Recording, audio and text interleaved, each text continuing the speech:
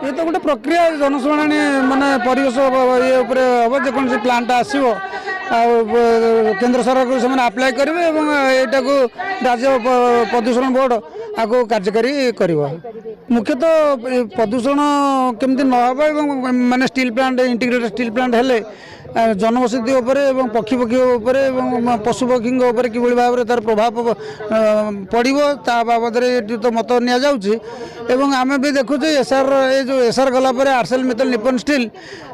परिवेश बहुत गुरुत्व दौचे एवं बर्तमान जो तार गोटे उदाहरण आर्सेल मित्तल निप्पन स्टील जो पेलेट प्लांट चलाऊँचे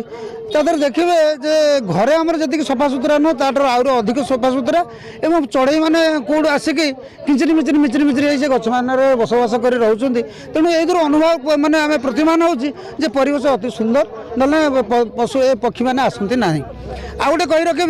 ये मुख्य समस्या हूँ जेहेतु आम डिस्प्लेस गाँव लोक डिस्प्लेस हाँपाई लोक मैंने अनिच्छुक होती आरआर पॉलिसी 2006 जो गवर्नमेंट करोशा गवर्नमेंट तादे लोक मान सुविधा सुजोग निजुक्ति प्रभावित होती असंतोष रोचे तेणु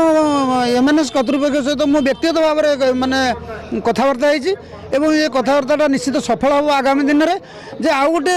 माने गाँ लोक एवं माने कंपनी कर्तृपक्ष गोटे राजीनामा उपस्थित हे गोटे नुआ आरआर पॉलिसी तैयारी हम तार 5 पीढ़ी पर्यंत से निजुक्ति व्यवस्था विधिवस्त भाव में तैयारी हो पार मुझे कथा मैनेजमेंट पाखे कथबार्ता 100% कार्यकारी हम मुझे यार ग्यारंटी दूँ।